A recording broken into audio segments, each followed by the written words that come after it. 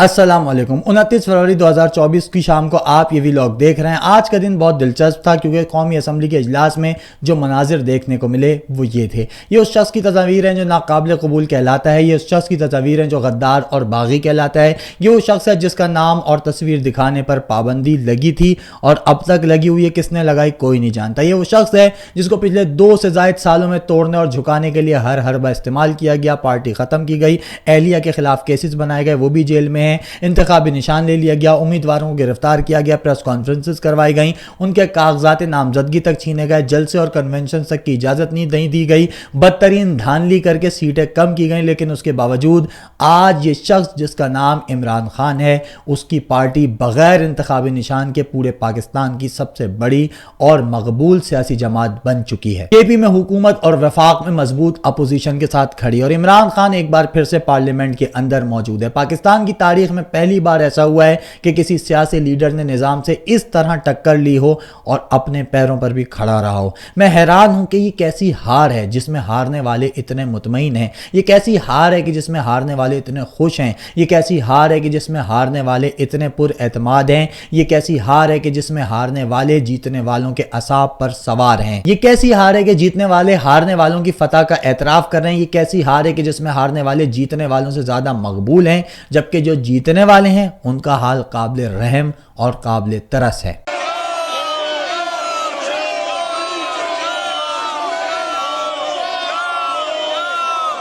ہم یہ سنتے چلے آ رہے ہیں کہ جس کا جس فیلڈ میں جتنا زیادہ تجربہ ہوتا ہے اس کو اتنی ہی زیادہ عزت اور اہمیت دی جاتی ہے۔ جیسے کسی عالم نے 40 سال علم حاصل کرنے پر لگائے ہوں تو اس سے جو جونیئر ہوتے ہیں اس کی عزت کرتے ہیں۔ کسی مکینک نے 40 سال گاڑیاں ٹھیک کی ہوں تو جو نئے مکینک ہوتے ہیں اسے استاد کہتے ہیں۔ کسی پہلوان نے 40 سال کشتی کو دیے ہوں تو اس کے میدان میں آتے ہی اکھاڑے میں جتنے پہلوان ہوتے ہیں احتراماً کھڑے ہو جاتے ہیں یا اس کی خدمت گزاری کرنے لگتے ہیں۔ لیکن یہ پہلا شخص ہے کہ جس نے 40 سال سیاست کو دیے، عوام کو دیے، اور آج بھی نہ عزت کما سکا، نہ اہمیت اور نہ ہی اس کی کوئی حیثیت ہے، بلکہ وقت کے ساتھ ساتھ اس کی مقبولیت کم ہوتی چلی گئی، اور آج حال یہ ہے کہ نواز شریف عوام میں جانے کے قابل ہی نہیں رہا۔ ڈرائنگ روم کی سیاست اور ڈرائنگ روم کی حکومت تک آ چکا ہے۔ اس کی پارٹی کے بڑے بڑے رہنما بھی پارٹی سے دور ہو گئے، یہ دیکھ کر کہ جتنی ذلت نواز شریف کے حصے میں آ رہی ہے اتنی ہی اس کی پارٹی کے حصے میں بھی آ رہی ہے۔ 40 سال بعد ہونا تو یہ چاہیے تھا کہ نواز شریف اور اس کی سیاسی جماعت پاکستان میں سب سے زیادہ مقبول اور باعزت ہوتے، لیکن آج پاکستان کے سب سے زیادہ بے عزت لوگ یہی ہیں۔ انسان جس فیلڈ کو اپنی آدھی سے زیادہ زندگی دیتا ہے اور اس کے بعد جب ریٹائرمنٹ لیتا ہے تو اس ریٹائرمنٹ کو لوگ یادگار بناتے ہیں۔ خود وہ اس کی بھی کوشش ہوتی ہے اس شخص کے جو ریٹائر ہو رہا ہوتا ہے کہ جاتے جاتے کوئی ایسا کارنامہ انجام دے دے، کوئی ایسا کام کر دے کہ لوگ اس کو، اس کی خدمات کو، اس نے جس فیلڈ کو سالوں دیے، اس کے ان گزرے ہوئے وقت کو اور اس کے ریٹائرمنٹ کے دن تک کو بھی یاد رکھیں۔ لیکن نواز شریف نے سیاست سے ریٹائرمنٹ کیسے لی ہے؟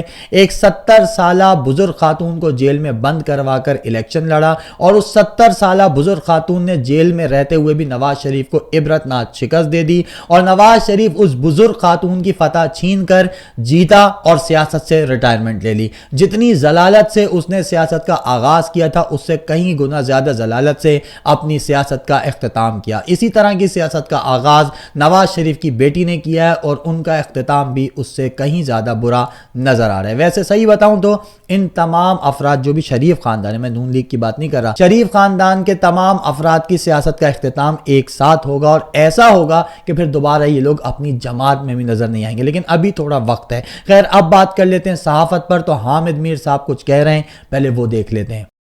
ہمیں کس کس طریقے سے بلیک میل کیا گیا، دباؤ میں لانے کی کوشش کی گئی، سمجھوتا کرنے کے لیے ہمیں کہا گیا کہ آپ ہمارے ساتھ اقتدار میں شامل ہو جائیں، ہم آپ کو منسٹری دیں گے، چیف منسٹری دیں گے، آپ بس ہمارے ساتھ شامل اقتدار ہو جائیں۔ میرے جیسے لوگ تو نہیں شامل ہو سکتے کیونکہ ہم تو پہلے ہی پارٹی ہیں، کیونکہ ہم تو آپ غداروں کے ساتھی ہیں۔ میں اس کے دفتر سے بھاگ اٹھا تو میں جب بھاگ کے باہر نکلا تو وہ میرے پیچھے پیچھے بھاگا، میرے سامنے پہلے سے ہی پرچی پڑی ہے، پتہ نہیں یہ میرے لیے ہے کس کے لیے ہے۔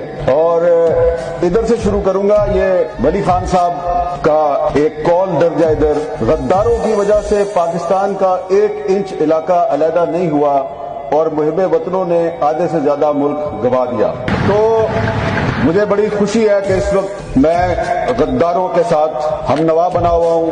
اللہ کا شکر ہے کہ محب وطن ہمیں اپنی تقریبات میں نہیں بلاتے. میں آج آپ سب حاضرین جو یہاں پہ موجود ہیں آپ کو یہ دعوت دوں گا کہ یہ کتاب ضرور پڑھیں. یہ کتاب جو ہے نا, اس کتاب میں کچھ ایسی چیزیں ہیں جو وہ سامنے لکھا ہوا ہے اس کی تصدیق کرتی ہیں. اور اس میں ایک ولی خان صاحب کا انٹرویو ہے جو اختر کشمیری صاحب نے کیا تھا, اور اس انٹرویو میں ولی خان صاحب نے یہ بتایا ہے کہ ہمیں کس کس طریقے سے پاکستان بننے کے بعد کس کس طریقے سے ہمیں بلیک میل کیا گیا, دباؤ میں لانے کی کوشش کی گئی, ہمیں جیلوں میں ڈالا گیا, اور پھر سمجھوتا کرنے کے لیے ہمیں کہا گیا کہ آپ ہمارے ساتھ اقتدار میں شامل ہو جائیں, ہم آپ کو منسٹری دیں گے, چیف منسٹری دیں گے, آپ بس ہمارے ساتھ شامل اقتدار ہو جائیں. اور کہانی پتہ ہے کب سے شروع ہوتی ہے؟ سکندر مرزا سے. اور سکندر مرزا جو ہے اس نے ایک دفعہ ولی خان صاحب کہتے ہیں اپنے انٹرویو میں کہ مجھے اس نے کسی طریقے سے بڑی مشکل سے ملاقات پہ راضی کیا. میں ملاقات کرنے چلا گیا, میں نے کہا چلیں یہ ہمارے علاقے میں کبھی پولیٹیکل ایجنٹ رہا ہے, کمشنر بھی رہا ہے, تو مل لیتے ہیں. تو اس نے بڑی خوشامد کی اور کہا کہ آپ ہمارے ساتھ شامل اقتدار ہو جائیں. تو ولی خان صاحب نے اپنی جان چھڑائی. جب وہ جان چھوڑنے پہ آمادہ نہ ہوا, ولی خان صاحب کہتے ہیں میں اس کے دفتر سے بھاگ اٹھا, تو میں جب بھاگ کے باہر نکلا تو وہ میرے پیچھے پیچھے بھاگا. سکندر مرزا صدر پاکستان ولی خان صاحب کے پیچھے پیچھے بھاگا, تو ولی خان رکے, انہوں نے کہا خدا کا خوف کرو, تم صدر پاکستان ہو, میرے پیچھے بچوں کی طرح بھاگ رہے ہو, میں نے تمہاری حکومت میں.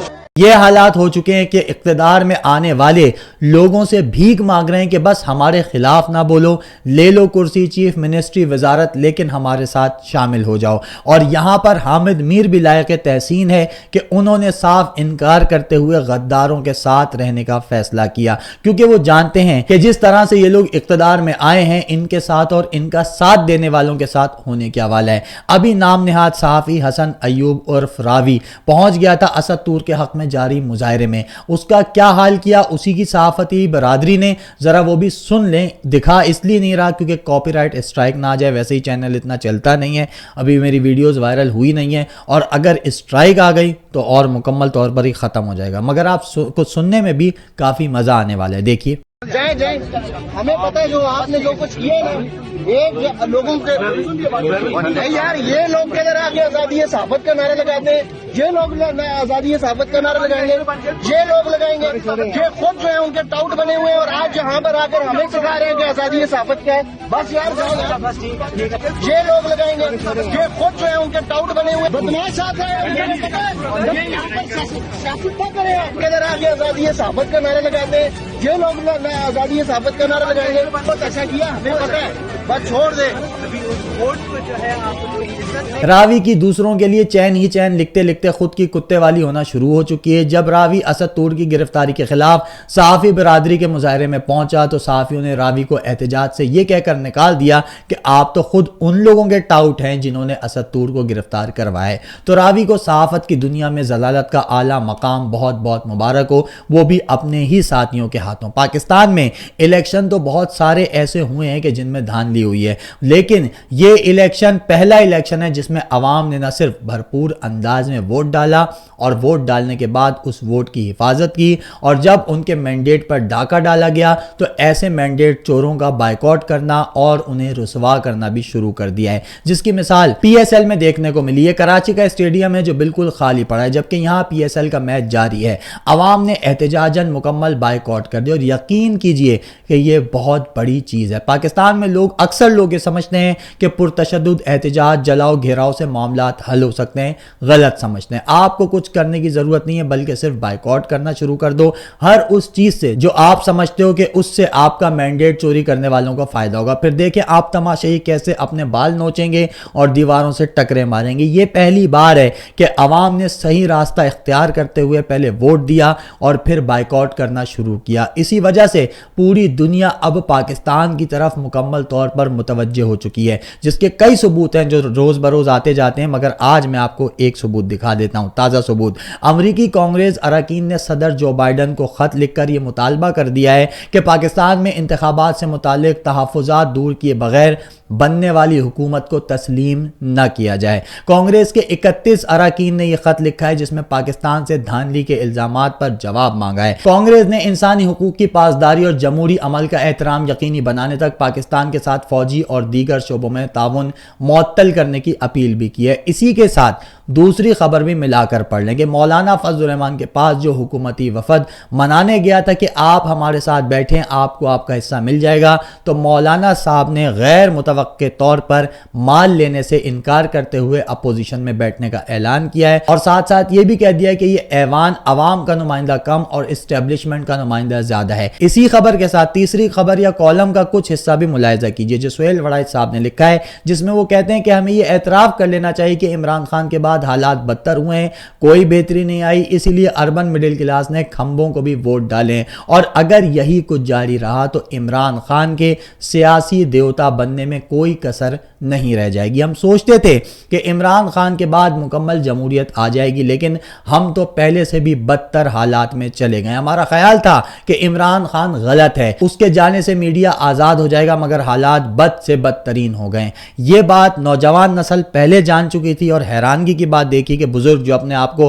कहते हैं कि हम कोई बहुत बड़े तजर्बाकार हैं, हमने तो वो नशेब व फराज देखे हैं जिससे नई नौजवान नस्ल नावाकिफ हैं, लेकिन देखिए आज बुढ़े उस बात का एतराफ़ करें जो नौजवान नस्ल पहले से कहती चली आ रही है। तो असल मसला इन बुढ़ों का है। जब तक ये बुढ़े ऊपर बैठे रहेंगे और अपने आप को खुद इंटेलेक्चुअल समझ के नौजवानों को ताने देते रहेंगे कि तुमने पढ़ाई किया है, हमें पता है कि क्या कुछ हुआ है, आप गलत हैं सरकार। आप नई नस्ल से वाकिफ ही नहीं है, आप नई टेक्नोलॉजी से वाकिफ ही नहीं है। आपको भी पता है कि आप किन को डिफेंड कर रहे हैं, उस वक्त भी पता था जब आप उनके लिए रेड कारपेट बिछा रहे थे, लेकिन तब भी नौजवान नस्ल यही कह रही थी कि करप्ट हैं, चोर हैं, गैर जमहूरी हैं, इनका कानून और आइन से कोई ताल्लुक नहीं और ये पाकिस्तान के लिए कुछ बेहतर नहीं कर सकते। लेकिन तब आप हम जैसे नौजवानों को, दहशतगर्दों को, कंफ्यूज लोगों को मना कर रहे थे, कह रहे थे आप गलत हो, आपको पता नहीं है। लेकिन हैरानगी की बात देखिए, बल्कि हमारे लिए तो ये फख्र की बात है कि आप जैसे सहाफत में बाल सफेद करने वाले आज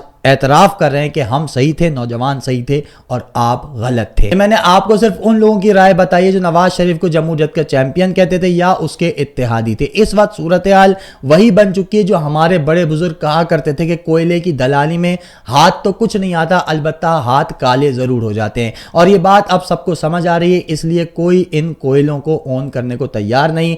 MQM जैसी सियासी तवाइफ ने भी वफाकी काबीना में कोई भी वजारत लेने से इनकार कर दिया। इस वक्त वफाक में सिर्फ नून लीग है और सिर्फ नून लीग क्यों है, सारे के सारे दामन क्यों छुड़ा रहे हैं, आने वाले वक्त में इसका जवाब अमली तौर पर आप अपनी आंखों से देखेंगे। जो नई हुकूमत बनने जा रही है, नजर ये आ रहा है कि इसके पास वक्त बहुत कम है। इसका एतराफ अभी सुहेल वड़ाइच साहब ने भी किया और इन जैसे कई सहाफ़ी भी कर रहे हैं कि इमरान खान जितना अरसा जेल में रहेगा वो उतना ज्यादा मकबूल हो जाएगा और एक दिन बकौल जावेद चौधरी जेल की छत फाड़कर बाहर निकल आएगा। और उस वक्त तक जब छत फटेगी तो देखना ही होगा कि उस वक्त किस किस की मजीद फटेंगी छतें। अगली वीडियो तक मुझे इजाजत दीजिए। अल्लाह हाफिज।